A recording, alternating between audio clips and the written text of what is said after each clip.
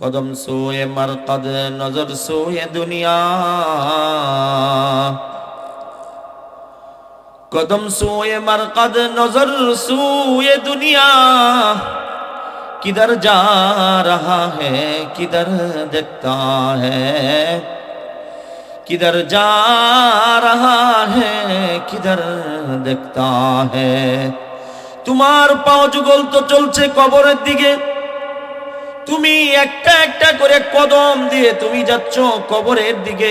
তুমি তাকাইয়া আছো দুনিয়ার অট্টালিকার দিকে, দুনিয়ার সৌন্দর্যের দিকে, দুনিয়ার রূপ যৌবনের দিকে, সন্তানের রূপ যৌবনের দিকে তুমি তাকাইয়া আছো দুনিয়ার সৌন্দর্যের ভিতরে।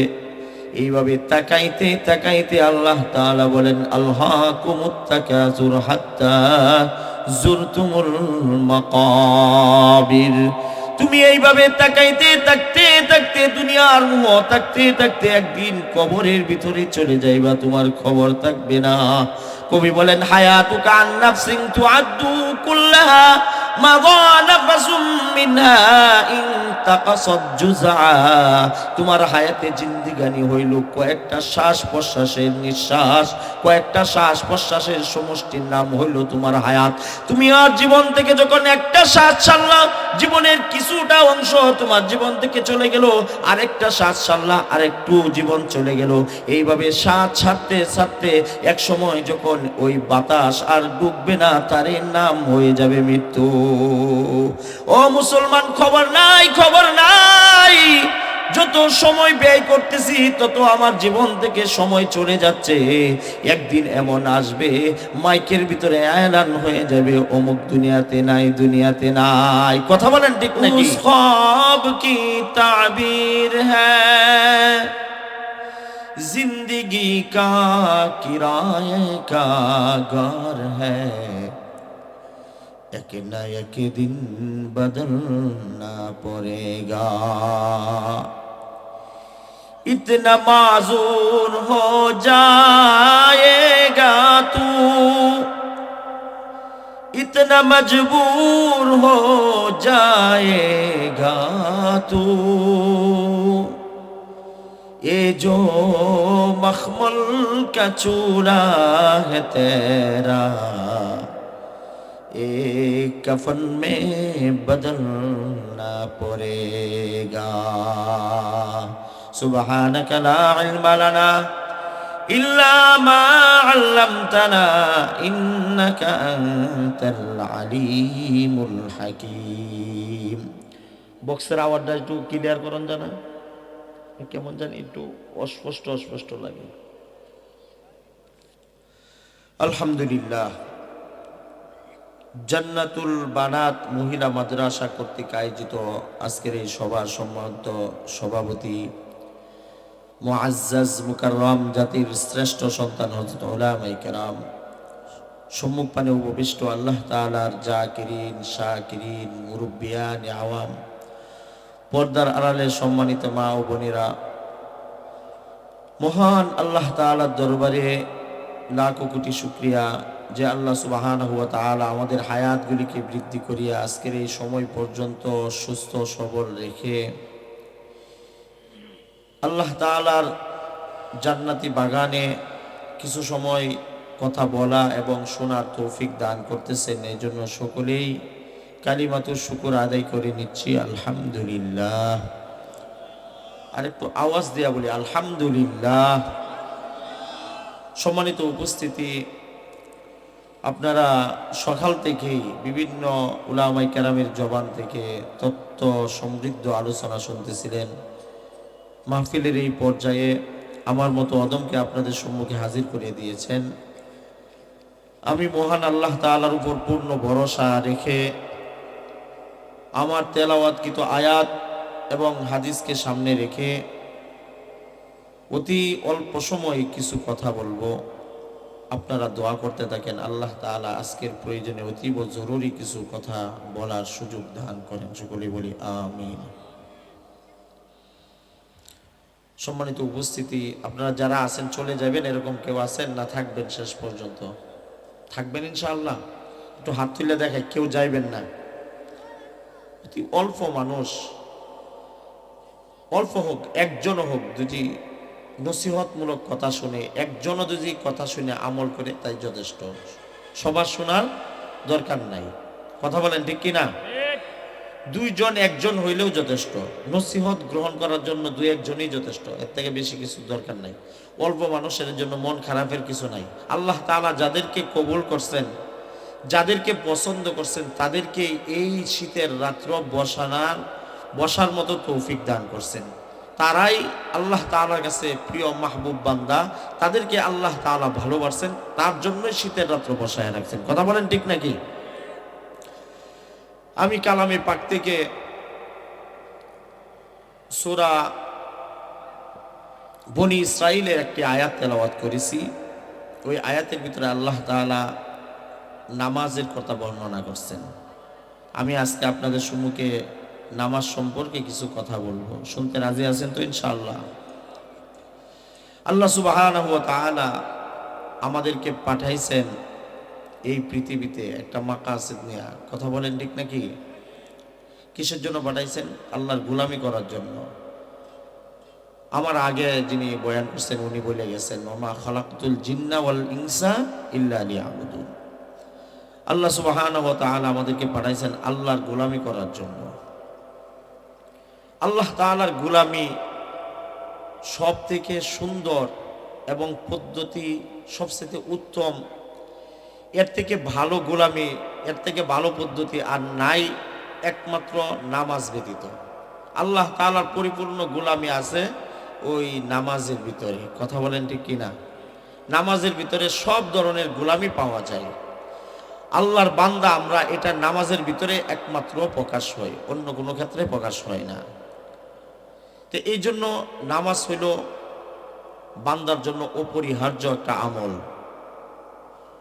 মানুষ আল্লাহ তাআলা যেভাবে বানাইছেন, যে সিস্টেমে বানাইছেন, অঙ্গ প্রত্যঙ্গ যেভাবে দিয়েছেন আল্লাহ তাআলা, এইগুলির দ্বারা বোঝা যায় যে আল্লাহ তাআলা বানাইছেনই নামাজ পড়ার জন্য। ঠিক কিনা? কারণ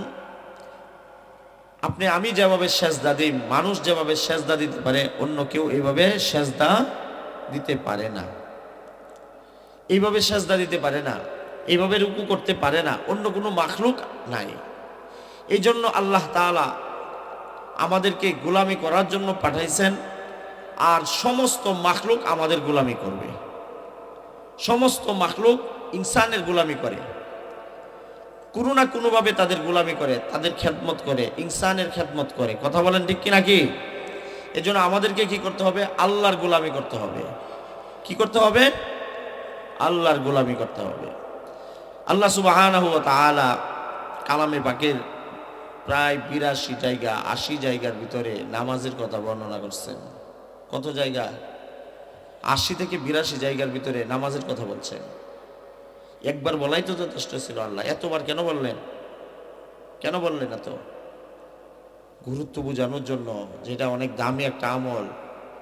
আসলে অনেক দামি একটা আমল এটা না, এই আমল আমরা করি না। কিভাবে দিয়েছে আল্লাহ, এই সম্পর্কে আমি বলবো।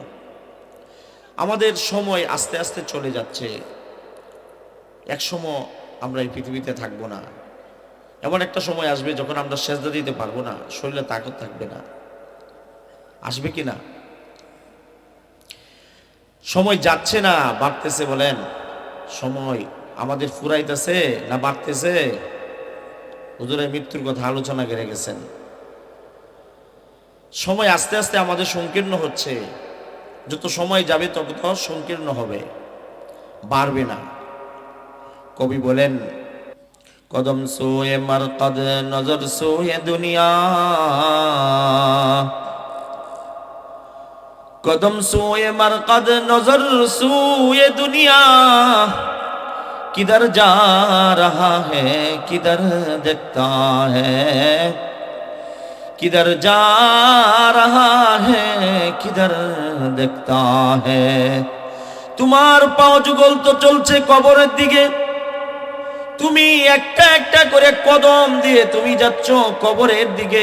তুমি তাকাইয়া আছো দুনিয়ার অট্টালিকার দিকে, দুনিয়ার সৌন্দর্যের দিকে, দুনিয়ার রূপ যৌবনের দিকে, সন্তানের রূপ যৌবনের দিকে তুমি তাকাইয়া আছো দুনিয়ার সৌন্দর্যের ভিতরে। এইভাবে তাকাইতে তাকাইতে আল্লাহ তাআলা বলেন আলহাকুমুত তাকাসুর হাত্তা জুরতুমুল মাকাবির। তুমি এইভাবে তাকাইতে থাকতে থাকতে দুনিয়ার মোহ থাকতে থাকতে একদিন কবরের ভিতরে চলে যাইবা, তোমার খবর থাকবে না।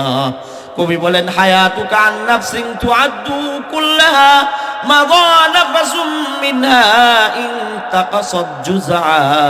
তোমার হায়াতে জিন্দেগানি হইল কয়েকটা শ্বাস প্রশ্বাসের নিঃশ্বাস, কয়েকটা শ্বাস প্রশ্বাসের সমষ্টির নাম হইল তোমার হায়াত।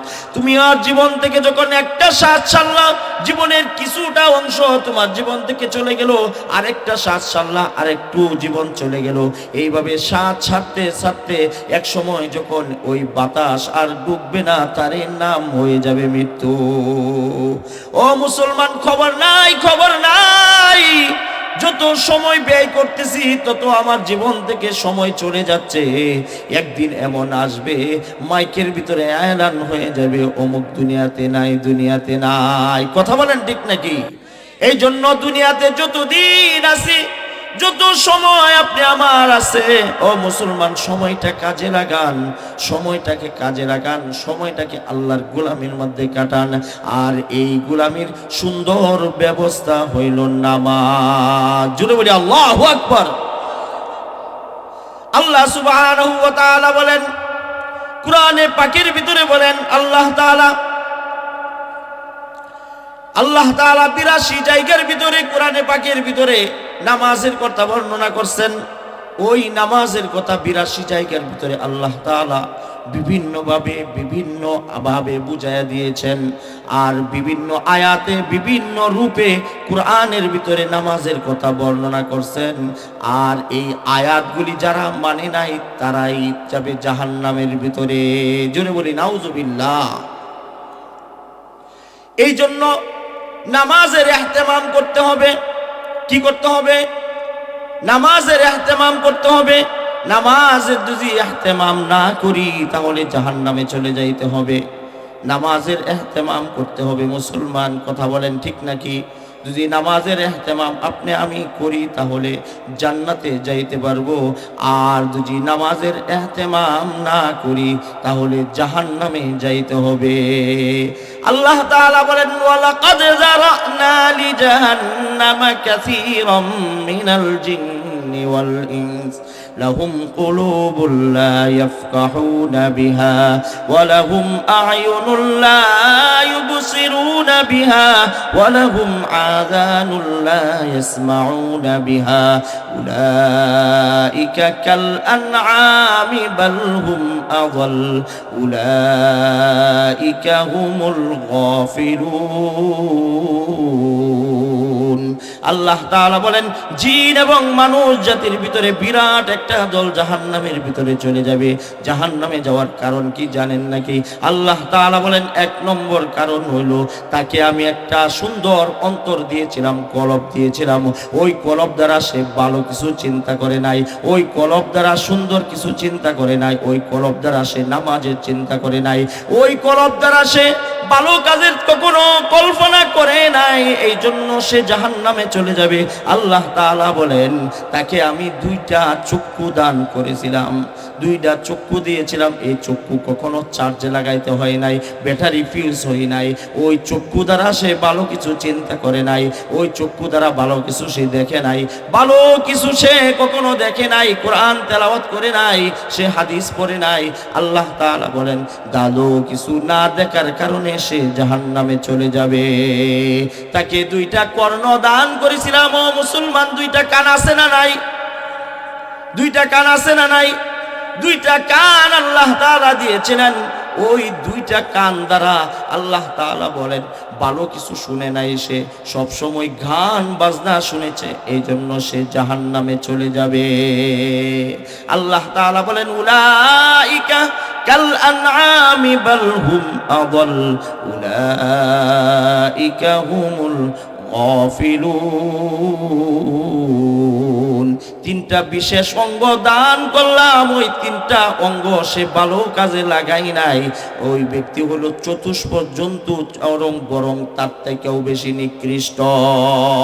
বরং তার থেকেও বেশি নিকৃষ্ট। এই জন্য জাহান্নামে যাইতে হবে দুজি সঠিকভাবে আপনি আমার অন্তরকে কাজে না লাগাই, সঠিকভাবে যদি আপনি আমার চক্ষুকে কাজে না লাগাই, সঠিকভাবে যদি কানটাকে ব্যবহার না করি, আল্লাহ তাআলা বলেন যে ওরা তো চতুষ্প জন্তু এক থেকেও বেশি নিকৃষ্ট। কথা বলেন, কানের ব্যবহার করবেন তো ঠিকভাবে, করবেন তো ঠিকভাবে, মনে থাকবে। আল্লাহ তাআলা সকলকে বুঝার তৌফিক দান করুন। আল্লাহ সুবহানাহু ওয়া তাআলা, আমি আগেই বলেছিলাম যে নামাজের কথা বর্ণনা করব, নামাজের কথা বলবো। আল্লাহ তাআলা নামাজের কথা বিভিন্নভাবে বলছেন। এই জন্য নামাজের কথা আল্লাহ তাআলা যেভাবে বর্ণনা করছেন, নামাজ কখনো কাজা করা যাবে না, কখনো কাজা করা যাবে না। আল্লাহ সুবহানাহু ওয়া তাআলা কতভাবেই না মানুষকে বুঝাইছেন, কতভাবেই না বলছেন। এই জন্য আল্লাহ তাআলা কোরআনে পাকের শুরুর দিক দিয়ে বলছেন, আলিফ লাম মিম যালিকাল কিতাবু লা রাইবা ফীহি হুদাল লিল মুত্তাকিন। আল্লাহ তাআলা কোরআনে পাকের প্রথম দিক দিয়ে নামাজের কথা বর্ণনা করছেন, নামাজের কথা বলছেন। আল্লাহ তাআলা কোরআনে পাকের বিভিন্ন জায়গাতে বিভিন্নভাবে বর্ণনা করছেন। এই জন্য আল্লাহ সুবহানাহু ওয়া তাআলা কোরআনে পাকের এই আয়াতগুলিকে সকলের মানতে হবে। কথা বলেন ঠিক কিনা? যদি না মানেন তাহলে কিন্তু কখনো জান্নাতে যাইতে পারবেন না।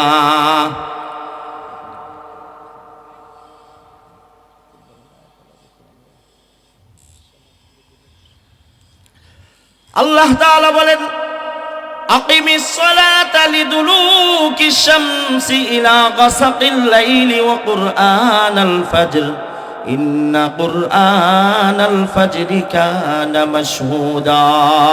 আল্লাহ সুবহানাহু ওয়া তাআলা আয়াতের ভিতরে বলেন 4 ওয়াক্ত নামাজের কথা একসাথে বর্ণনা করছেন। ও মুসলমান, ভালো করে চিন্তা করেন, ভালো করে দিনের কানটা লাগায়া শুনেন।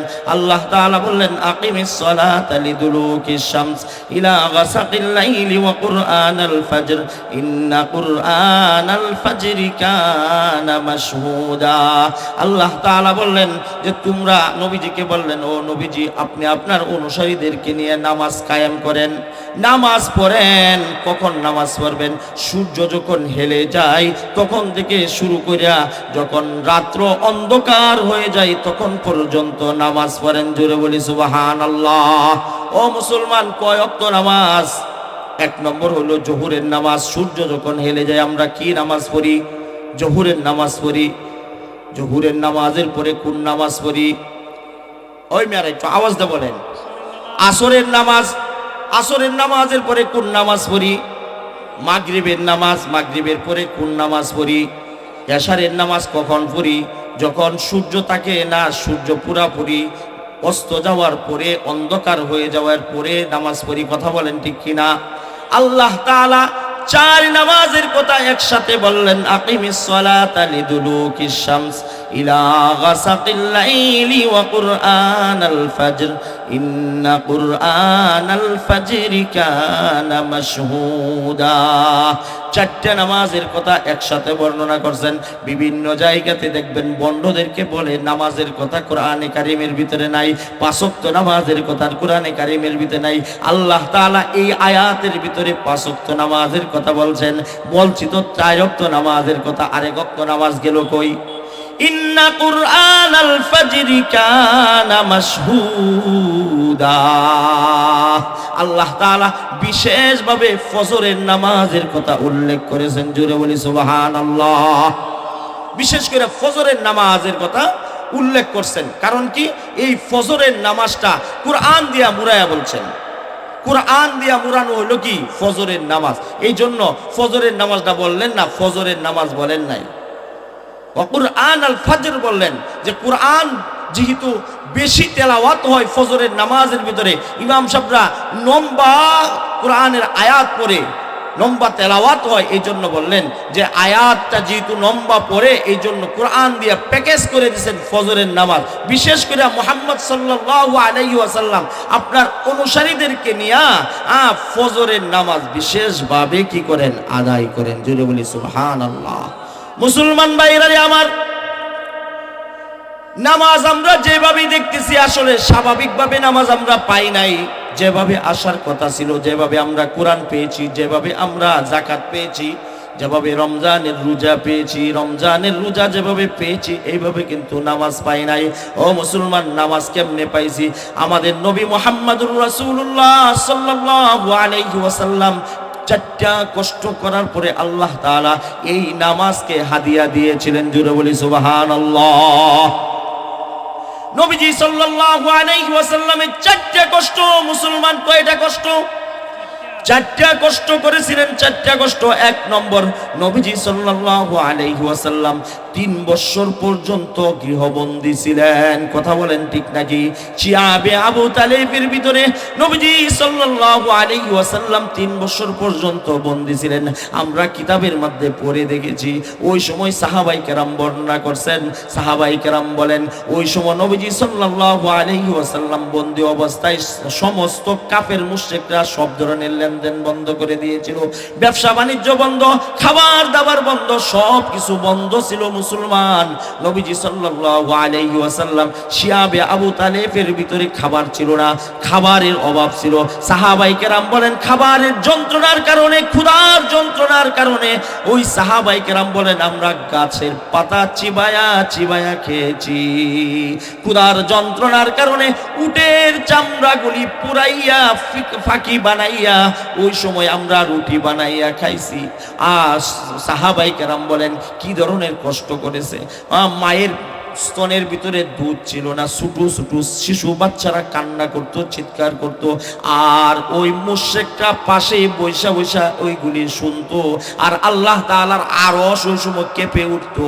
ও মুসলমান, এই পরিমাণে 3 বছর পর্যন্ত রাসূল সাল্লাল্লাহু আলাইহি ওয়াসাল্লাম কষ্ট করার পর আল্লাহর কুদরতে ওই জেলখানা থেকে যখন বের হয়ে আসেন, জেলখানা থেকে বের হওয়ার মাত্র 4-5 দিন পরে হুজুর সাল্লাল্লাহু আলাইহি ওয়াসাল্লামের সব থেকে দুনিয়ার প্রিয় মানুষ, সব থেকে যিনি সাহায্য করেছিলেন হুজুরের চাচা আবু তালেব দুনিয়া থেকে বিদায় নিয়ে চলে গেছেন। এরপরে আরো 4-5 দিন পরে হুজুর সাল্লাল্লাহু আলাইহি ওয়াসাল্লামের সব থেকে আপনজন হুজুরের স্ত্রী খাদিজাতুল কুবরা দুনিয়া থেকে বিদায় নিয়েছেন। বলেন তো কয়টা কষ্ট? 3টা কষ্ট পাইলেন। ও মুসলমান, জানেন তো খাদিজাতুল কুবরার সাথে 25 বছর পর্যন্ত হুজুর সাল্লাল্লাহু আলাইহি ওয়াসাল্লাম সংসার করেছেন। খাদিজাতুল কুবরা রাদিয়াল্লাহু আনহা মক্কা নগরীর ভিতরে একজন সম্ভ্রান্ত মহিলা ছিলেন, যার টাকা পয়সার কোনো অভাব ছিল না, টাকা পয়সার কোনো অভাব ছিল না। ও মুসলমান, সমস্ত টাকা পয়সা আপনি আমার রাসূল মুহাম্মদ সাল্লাল্লাহু আলাইহি ওয়াসাল্লামকে বিলায়া দিয়েছিলেন, আর আপনি আমার নবী গরিবদেরকে সমস্ত টাকা দান করে দিয়েছিলেন। উনি ছিলেন খাদিজাতুল কুবরা। দুনিয়া থেকে বিদায় নিয়ে চলে গেছেন। ওই জেলখানা থেকে বাইর হওয়ার পর নবীজি সাল্লাল্লাহু আলাইহি ওয়াসাল্লাম এরপরে নিয়ত করলেন যে তায়েফের ভিতরে যে দাওয়াতের কাজ করবেন, যে নিয়ত করছেন সেই নিয়ত অনুযায়ী তায়েফের ময়দানে চলে গেলেন। তায়েফে যায় নবীজি সাল্লাল্লাহু আলাইহি ওয়াসাল্লাম 40 দিনের বেশি দাওয়াতের কাজ করেছেন। ও মুসলমান, 40 দিন কাজ করার পরে একটা কাফেরও মুসলমান হয় নাই। নবীজি সাল্লাল্লাহু আলাইহি ওয়াসাল্লাম পরিপূর্ণ ব্যর্থ হয়ে যায় যখন বাড়ির দিকে ফিরে আসতেছেন, ওই মক্কার দুষ্ট কাফেররা তাদের ছোট ছোট বাচ্চাদেরকে লেলিয়া দেয়া দেয় আর বলে ওই পাগলকে তোমরা ঢেল মারো, ঢিল মারো। নবীজি সাল্লাল্লাহু আলাইহি ওয়াসাল্লামকে ছোট ছোট বাচ্চারা পাথর দ্বারা আঘাত করে রক্তাক্ত করেছিল। ও মুসলমান ভাইরা রে আমার, কি পরিমাণে যে পাথর মেরেছিল এটা বলে শেষ করার মতো না। হযরত হারেসা রাদিয়াল্লাহু আনহা বলেন, যায়েদ ইবনে হারেসা রাদিয়াল্লাহু আনহুর সাথে ছিলেন নবীজি সাল্লাল্লাহু আলাইহি ওয়াসাল্লামের পালক পুত্র সাথে ছিলেন, বারবার ফিরাইছেন। এরপরেও নবীজির শরীরের ভিতরে পাথরের আঘাতের কারণে সমস্ত শরীর থেকে রক্ত কনকন করে পড়তেছিল। নবীজি সাল্লাল্লাহু আলাইহি ওয়াসাল্লামের জুতা মুবারক রক্ত দ্বারা মেখে গিয়েছিল। যায়েদ ইবনে হারেসা বলেন, নবীজির শরীরের রক্ত মুছে মুছে আমার শরীরে লাগাইছি। নবীজির শরীরের রক্ত জুতার ভিতরে আটকে গিয়েছিল, এমন ভাবে তারা আঘাত করেছিল। ও মুসলমান ভাইরারে আমার, নবীজি সাল্লাল্লাহু আলাইহি ওয়াসাল্লাম ওই সময় নাখলা নামক একটা বাগানের ভিতরে ঢুকেছিলেন। ওই নাখলা নামক বাগানটা ছিল মক্কার বিশিষ্ট কাফের উতবার। ওই উতবা ওই সময় বাগানের ভিতরে ছিল। মুসলমান ভাইরারে আমার, ওই সময় উতবা ডাক দিয়া বলে যে তায়েফের কাফেররা কি করলে, তায়েফবাসীরা কি করলে, এরকম একজন ব্যক্তিকে তোরা মারছস, আর আমাদের কাছে দীর্ঘদিন পর্যন্ত দাওয়াত দেওয়ার পরে এইভাবে কখনো মারি নাই, এইভাবে কখনো আঘাত করি নাই। এইবাও মানুষকে মানুষ মারে নাকি, এইবাও মানুষে মানুষ মারে নাকি? কাফের দিলের ভিতরে এরকম ধরনের ব্যথা আসছিল, কাফের মনের ভিতরে এরকম কষ্ট আসছিল। নবীজি সাল্লাল্লাহু আলাইহি ওয়াসাল্লামকে এইভাবে তায়েফের ময়দানে রক্তাক্ত করার পরে যখন নবীজি সাল্লাল্লাহু আলাইহি ওয়াসাল্লাম মক্কা নগরীতে আসলেন, আবু জেহেল ডাক দিয়া বলে, নবীজি মুহাম্মদ সাল্লাল্লাহু আলাইহি ওয়াসাল্লাম, শুনছি তায়েফ থেকে নাকি তোমাকে মাইরা তাড়ায়া দিয়েছে ছোট বাচ্চারা। তোমার আল্লাহ কোথায়? তোমার আল্লাহ না তোমাকে এত ভালোবাসে? তোমার মর্যাদা না আল্লাহ তাআলা এত বেশি দিয়েছে? কোথায় তোমার মর্যাদা? তায়েফের ছোট বাচ্চারা তোমাকে মারে। এই কথা যখন বলতেছিল, আল্লাহ সুবহানাহু ওয়া তাআলার আরশ কেঁপে উঠছিল। জোরে বলি আল্লাহু আকবার। নবীজি সাল্লাল্লাহু আলাইহি ওয়াসাল্লামকে তিরস্কার করতেছিল। আরেক দিয়া আল্লাহ তাআলা ডাক দিয়া বলেন, জিবরাইল, আবু জেহেল কয় কি আমি বলে আমার নবীজিকে ভালোবাসি না, আমি বলে আমার নবীকে ভালোবাসি না, আমি আমার দোস্তকে বলে আমি ভালোবাসি না, আমার দোস্তুর বলে মর্যাদা নাই, সম্মান নাই। ও জিবরাইল, জমিনের ভিতরে এই মুহূর্তে যাও, যায় আমার দোস্তকে খবর দিয়া আমার ঘরের ভিতরে নিয়ে আসো। জোরে বলি সুবহানাল্লাহ। জিবরাইল আলাইহিস সালাম জমিনে আসলেন। আয়েশা, আপনি আমার নবী মুহাম্মদুর রাসূলুল্লাহ সাল্লাল্লাহু আলাইহি ওয়াসাল্লামকে বললেন, আল্লাহ তাআলা আপনাকে দাওয়াত করেছেন আরশ আজিমের ভিতরে। কোথায়? আরশ আজিমের ভিতরে। নবীজি সাল্লাল্লাহু আলাইহি ওয়াসাল্লাম আরশে আজিমের ভিতরে গিয়েছিলেন। ও মুসলমান, সমস্ত মাখলুক নবীজির পায়ের নিচে ছিল, যেই জায়গার ভিতরে কেউ যাইতে পারে না, আর কেউ যাইতেও পারবে না। আল্লাহ এবং আল্লাহর রাসূল সামনাসামনি কথা বলতেছিল, আলাপ আলোচনা চলতেছিল। এক সময় আল্লাহ তাআলা বললেন, দোস্তু, খবর দিয়ে আনলাম, জমিনে যায় কাফের মুশরিককে বলবেন কি পরিমাণে ইজ্জত দিয়েছি আমি, কি পরিমাণে সম্মান আপনাকে দিয়েছি, সমস্ত সৃষ্টি জগৎ আপনার পায়ের নিচে ফেলে রেখেছি। দোস্তু, যাওয়ার সময় আপনাকে একটা হাদিয়া দিয়ে দিব।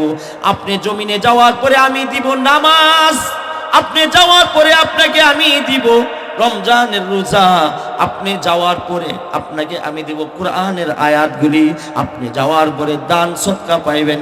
কিন্তু আপনাকে একটা বিশেষ হাদিয়া আমি আল্লাহ তাআলা নিজ হাতে আপনার হাতে দিতে চাই। ওই হাদিয়ার নাম হইল নামাজ। জুড়ে বলি আল্লাহু আকবার। কি দিয়েছিলেন? নামাজ। কয় ওয়াক্ত নামাজ দিয়েছিলেন মুসলমান? 50 ওয়াক্ত নামাজ আল্লাহ তাআলা নবীজির হাতে হাদিয়া দিয়েছিলেন। হাদিয়া নিয়ে নবীজি যখন চলে আসতেছিলেন, আল্লাহ তাআলাই হযরত মূসা আলাইহিস সালামকে বললেন যে মুহাম্মদ সাল্লাল্লাহু আলাইহি ওয়াসাল্লাম তো চলে যাচ্ছে 50 ওয়াক্ত নামাজ দেয়া, কিন্তু তার উম্মতে এতগুলি নামাজ পড়তে পারবে না। এই জন্য মূসা আলাইহিস সালামকে রাস্তার ভিতরে রাইখা দিয়েছেন যে যখনই যাবে মুহাম্মদ সাল্লাল্লাহু আলাইহি ওয়াসাল্লাম তখনই বলবা যেন নামাজ কমাইয়া নিয়ে যায়। মুহাম্মদ সাল্লাল্লাহু আলাইহি ওয়াসাল্লাম যখন পয়গম্বর মুসা আলাইহিস সালামের কাছ দিয়া যায়, তখন পয়গম্বর মুসা আলাইহিস সালাম জিজ্ঞেস করলেন, আপনাকে আল্লাহ তাআলা কি হাদিয়া দিয়েছেন? তখন নবীজি বলছেন 50 ওয়াক্ত নামাজ দিয়েছে। মুসা আলাইহিস সালাম বললেন, আপনার উম্মত হবে দুর্বল, এত নামাজ পড়তে পারবে না, কমায় নিয়ে আসেন। নবীজি সাল্লাল্লাহু আলাইহি ওয়াসাল্লাম 9 বার গিয়া 5 বার 5 করে 9 বার যায় 45 ওয়াক্ত নামাজ কমায় নিয়ে আসলেন। 45 ওয়াক্ত নামাজ কমায় আসার পর 5 ওয়াক্ত নামাজ যখন ছিল, তারপরে হযরত মুসা আলাইহিস সালাম বললেন, আবার যান নামাজ কমায় নিয়ে আসেন। আল্লাহর রাসূল বলছিলেন, আমার শরম করে আর যাইতে পারবো না।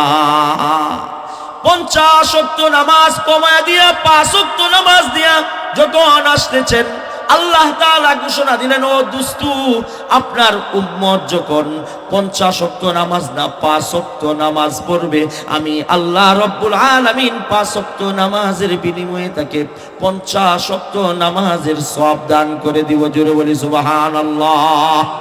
কত ওয়াক্ত নামাজ দিবেন? 5 ওয়াক্ত নামাজ। সওয়াব হবে কত ওয়াক্ত? 50 ওয়াক্ত নামাজ পড়লে যে পরিমাণ সওয়াব, এই পরিমাণ সওয়াব মুমিনের খাতার ভিতরে, আমলের খাতার ভিতরে লেখা হবে। যদি বলি আল্লাহু আকবার। কমায়া দিলেও সব কিন্তু আল্লাহ তাআলা কমান নাই। কমাইছেন? কমান নাই। আর এই বিশেষ হাদিয়া দিয়া বলছেন, হাফিজু আলাস সালাওয়াত ওয়াস সালাতিল উসতা, তোমরা নামাজের হেফাজত করো, নামাজের হেফাজত করো। কে বলছেন? আল্লাহ তাআলা বলছেন। ও মেয়েরা, নামাজ কি স্বাভাবিকভাবে পাইছি? রমজানের রোজা যেভাবে পাইছি, কোরআনে কারীম যেভাবে পাইছি, দান সদকা যেভাবে পাইছি, হালাল হারাম যেভাবে পাইছি, নামাজটা আমরা এভাবে পাই নাই। আল্লাহর রাসূলকে বিশেষভাবে, বিশেষ দরকারে, বিশেষভাবে সম্মান দিয়া নামাজটা হাদিয়া দিয়েছেন।